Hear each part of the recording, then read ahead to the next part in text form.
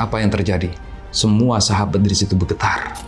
Allah bisa jadi mendatangkan satu kondisi yang tidak kita sukai. Dan Allah jadikan satu peristiwa itu swap moment kepada seorang yang tadinya sangat membenci Islam. Siapapun bisa berubah. Suasana inilah yang dikatakan dengan swap moment.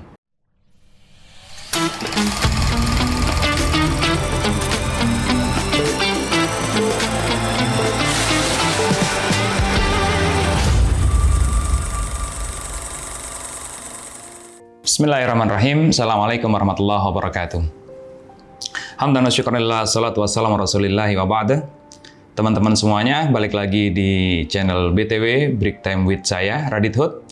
Dan insya Allah hari ini kita akan membahas satu tema yang ini sering sekali kita rasakan.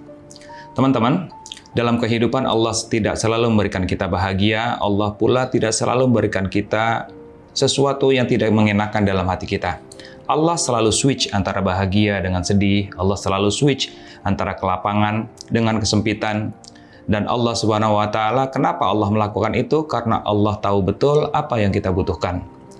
Kadang kita merasa ketika suatu saat kita sudah berusaha menjadi baik, kita sudah berusaha menjalankan apa yang telah Allah perintahkan, tapi nyatanya kok bahagia nggak selalu datang begitu saja.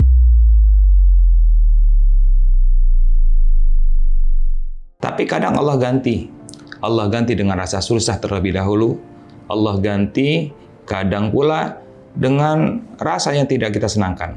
Padahal Allah Subhanahu wa Ta'ala sampaikan, jangan sampai apa-apa yang kita terima kemudian kita tidak suka, kita menganggap Allah tidak suka pula dengan kita. Bahkan mungkin Allah sebaliknya. Allah sebaliknya, justru Allah sedang suka sama kita, sedang Allah sedang memperhatikan kita. Karena berpindahnya kita dari satu tempat ke tempat yang lain, dari satu perbuatan ke perbuatan yang lain, Allah tidak hanya ingin melihat iman kita saja.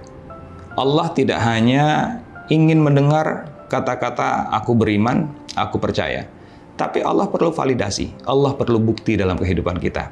Nah, kadang suasana inilah yang dikatakan dengan swap moment.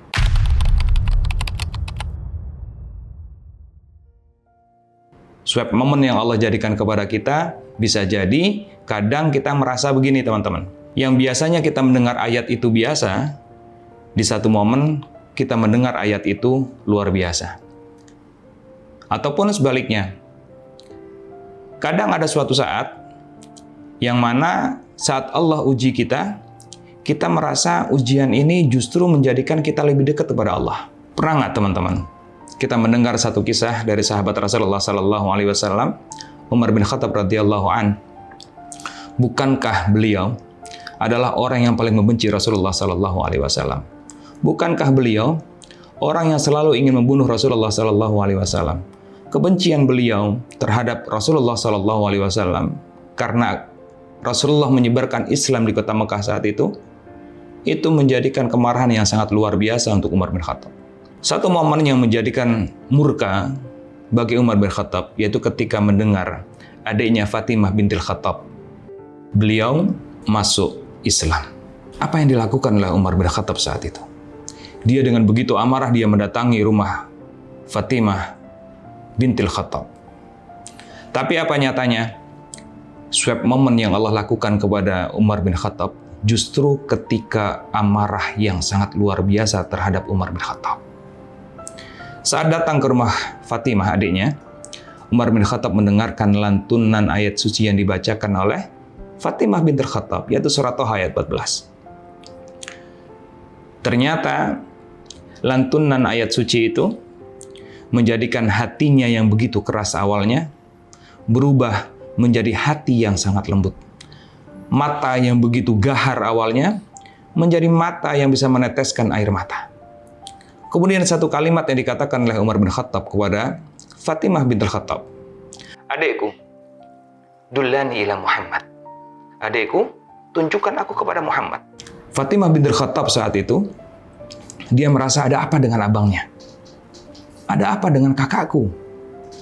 Kemudian diantarkanlah Umar bin Khattab ke rumah salah satu sahabat yang bernama Al-Arqam, yang dimana saat itu Rasulullah dengan para sahabat, ia sedang duduk di situ, dan dimana mereka sedang mengkaji tentang apa yang telah Rasulullah SAW ajarkan kepada mereka secara diam-diam.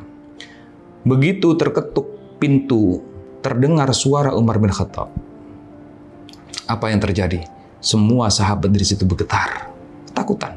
Tapi Rasulullah SAW tidak ada satu gentar pun yang dirasakan oleh Rasulullah. Justru sebaliknya, Rasulullah mengangkat tangannya, kemudian beliau berdoa, Allahumma aizil Islam bi ahab hadaini rajulaini. Ya Allah, kuatkanlah Islam dengan dua pemuda ini yang aku cintai. Siapakah beliau? Yaitu Umar bin Khattab dan Abu Jahal. Dan Allah saat itu ijabah doa Rasulullah SAW, dan Allah jadikan satu peristiwa itu swab moment kepada seorang yang tadinya sangat membenci Islam, seorang tadinya yang sangat membenci Rasulullah SAW.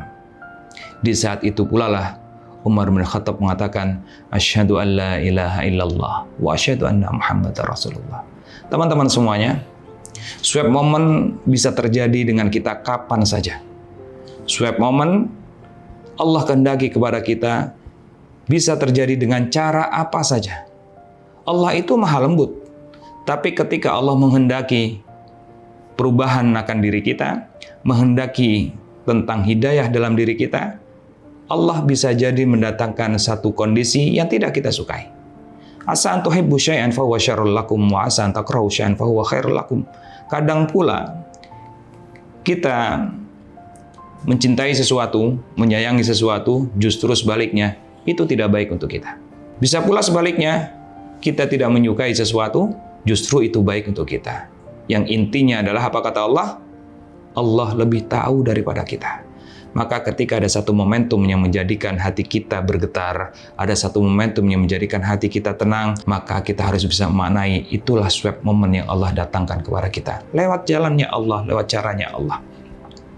Sehingga teman-teman, siapapun bisa berubah dari salah menjadi salih. Tetapi tidak semua orang mau untuk berproses. Justru malah protes. Kadang Allah uji kita, bukannya kita mengikuti prosesnya, justru kita protes. Kenapa harus aku? Kenapa harus kita? Kenapa harus saya sih ya Allah? Gitu.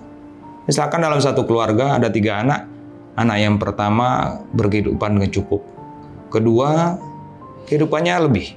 Yang ketiga, kok dia merasa, kenapa sih harus aku? Padahal Allah sedang mengajak dia untuk berproses. Justru sebaliknya, kita tidak mau berproses, justru malah protes. Teman-teman, dalam satu momentum dalam kehidupan kita, kalau kita mau mencoba melembutkan hati kita, kalau kita mau mengedepankan iman kita, pasti Allah pernah suatu saat jadikan swab moment dalam kehidupan kita. Tapi ada sebagian orang yang mengambil momentum itu, ada sebagian orang yang acuh akan momentum itu. Orang yang mengambil momentum itu, maka dia akan dijadikan hidupnya jauh lebih tenang, jauh lebih baik, walaupun dalam prosesnya ia harus berproses dan menghadapi apa-apa yang dia tidak sukai. Barakallahu fikum. Semoga Allah istiqomahkan kita dan kita selalu bisa melihat momentum-momentum yang Allah jadikan kepada kita untuk menuju kita jadi lebih baik. Terima kasih. Hadanallahu wa ikum ajmain. BTW, Break Time with Radit Hood. Hidup taat, hidup sehat, hidup bermanfaat. Barakallahu fikum.